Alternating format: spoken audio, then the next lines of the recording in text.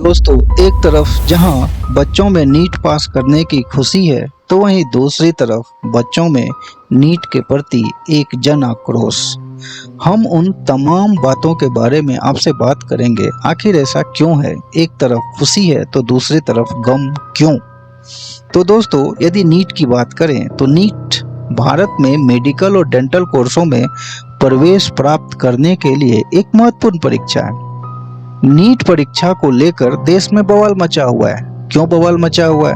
तो बहुतों का ऐसा मानना है कि नीट पेपर लीक हो गई या नीट रिजल्ट 2024 से छेड़छाड़ की गई और मामला कोर्ट में भी चल रहा है। वहीं देश में बड़ी संख्या में बच्चे, अभिभावक और कोचिंग इंस्टीट्यूट सड़कों पर उतरकर अपना विरोध प्रदर्शन कर रहा है और करना भी चाहिए।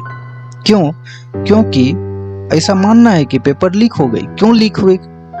आखिर ऐसा कब लगा कि पेपर लीक हुई? हम उन तमाम बातों के बारे में आपसे बात करेंगे। दोस्तों, थोड़ा ध्यान से सुनिएगा। मेरे एक एक बातों में आपको मजा भी आएगा और शायद आपको कहीं ना कहीं ऐसा महसूस होगा, आखिर बच्चे, अभिभावक और कोचिंग इंस्टीट्यूट क्यों सड़कों पे उतरा हुआ है। दोस्तों, 5 मई 2024 को नीट की परीक्षा आयोजित हुई। ठीक है। 4 जून 2024 को एनटीए ने रिजल्ट जारी किया। मतलब ठीक 29 दिन के भीतर रिजल्ट जारी हो गया। ठीक है। उसके बाद 13 जून 2024 यानी 9 दिन बाद एनटीए ये कहता है कि 1563 उम्मीदवारों के नीट 2024 परिणाम रद्द कर दिए गए। अब सवाल उठता है कि 1563 उम्मीदवारों के ही परिणाम क्यों रद्द हुई? आखिर इसके पीछे क्या वजह है? हम उन तमाम बातों के बारे में दोस्तों वन बाय वन आपसे बात करेंगे। बस आप थोड़ा ध्यान से सुनिएगा। अब सवाल उठता है ग्रेस मार्क। जिन 1563 बच्चों को ग्रेस मार्क दिए गए, उसके एग्जाम को रद्द कर दिया गया और उसके एग्जाम दोबारा 23 जून 2024 को नीट की पुनः परीक्षा दे सकते हैं। अब सवाल उठता है कि नीट की पुनः परीक्षा 23 जून को क्या 1563 बच्चे दें, या ऐसा भी हो सकता है कि कुछ बच्चे ना देना चाहे, तो उसके लिए क्या सॉल्यूशन है?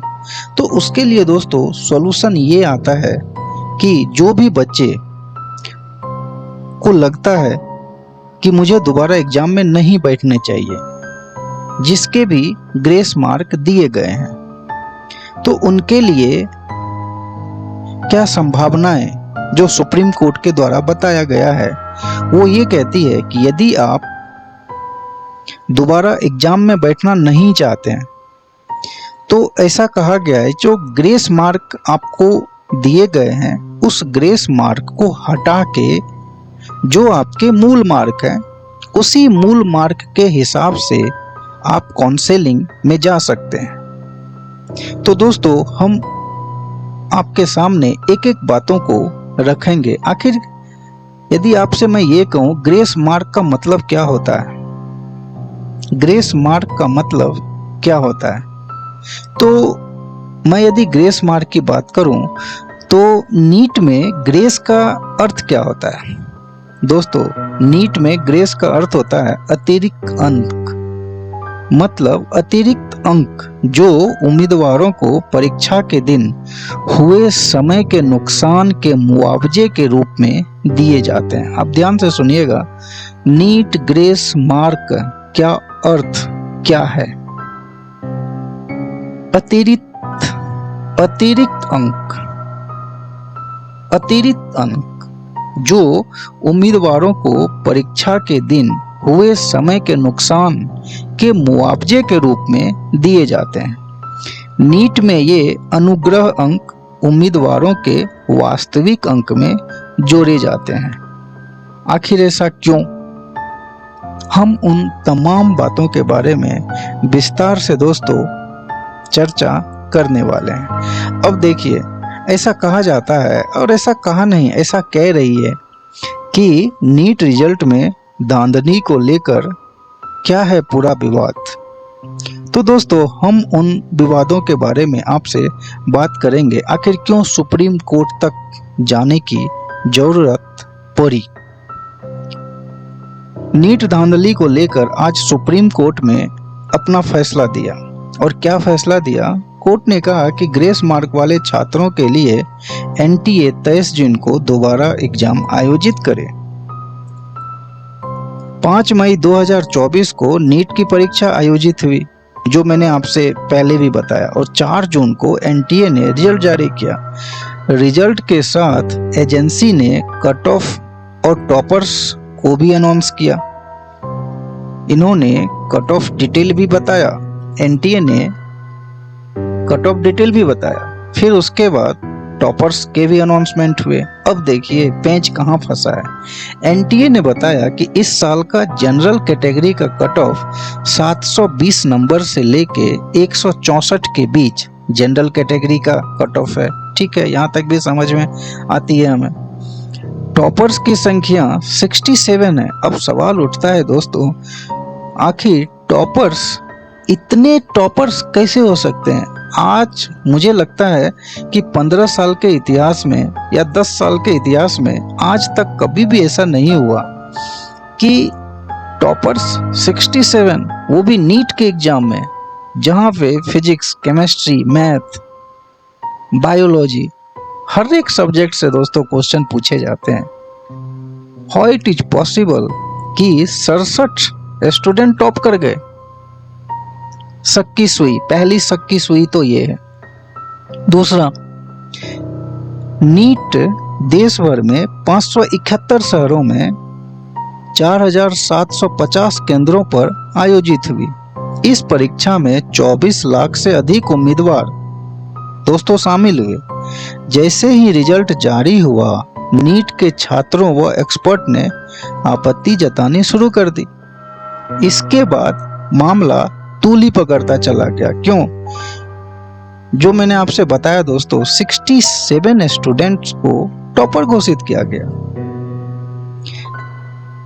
सबसे पहला छात्रों का विरोध तो यही है कि छात्रों ने एजेंसी से पूछा कि जहां हर साल 1 या अधिकतम 2 टॉपर्स निकलते हैं, वहीं इस साल कुल 67 टॉपर हैं और इन सभी को परफेक्ट 720 अंक मिले हैं। दोस्तों, हाउ इट इज पॉसिबल, ये कैसे हुआ। इनमें एक ही एग्जाम सेंटर से 6 टॉपर्स होने की बात भी सामने आई। एक ही एग्जाम सेंटर से दोस्तों 6 टॉपर्स।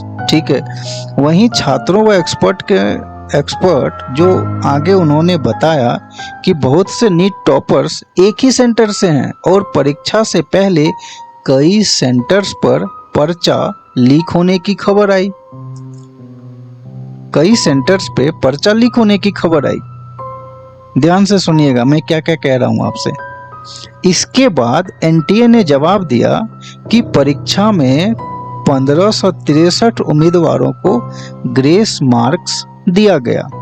जो अभी मैंने ग्रेस मार्क्स के बारे में आपसे बताया कि आखिर ग्रेस मार्क का मतलब क्या होता है, मैं फिर से आपको दोहराना चाहता हूं कि ग्रेस मार्क का मतलब अतिरिक्त अंक जो उम्मीदवारों को परीक्षा के दिन हुए समय के नुकसान के मुआवजे के रूप में दिए जाते हैं। नीट में ये अनुग्रह अंक उम्मीदवारों के वास्तविक अंक से जोड़े जाते हैं।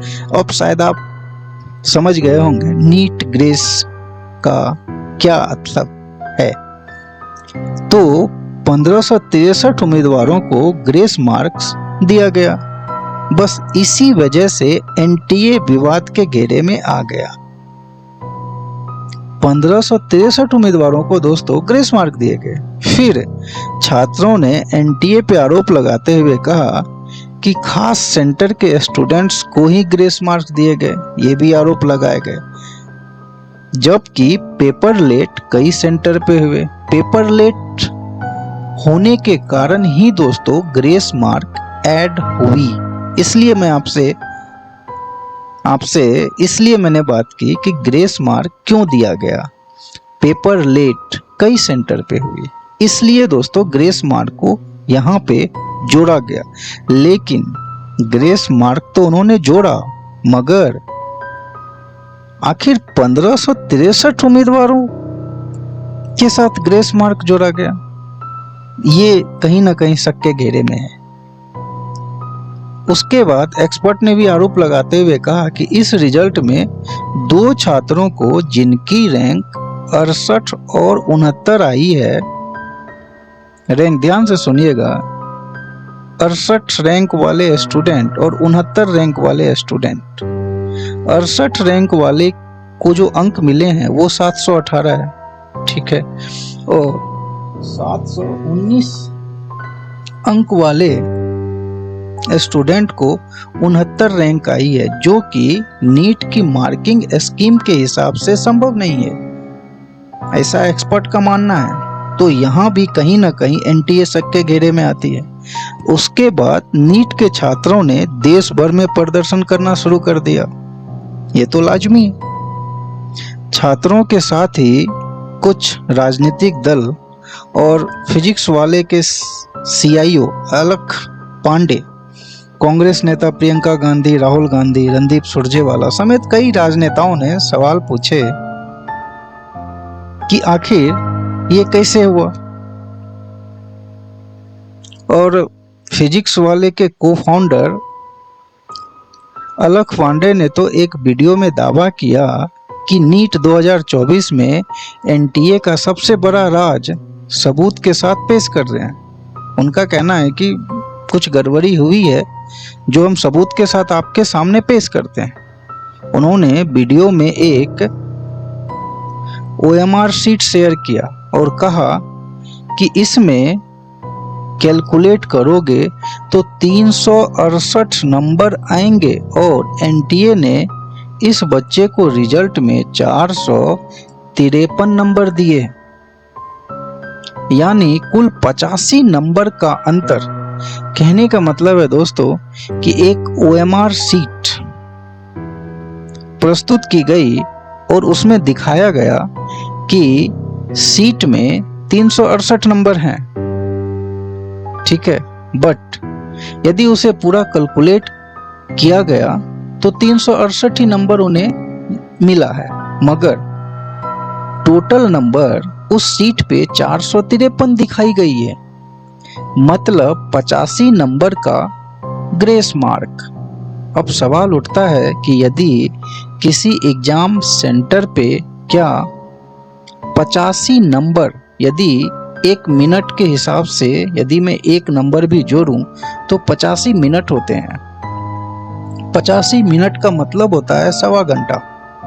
क्या 3 घंटे के एग्जाम में 1.25 घंटे हर एक सेंटर पे देरी हुई और ये 85 मिनट इस 85 नंबर को जोड़ा गया, तो दोस्तों कहीं ना कहीं सवाल खड़े तो होते हैं।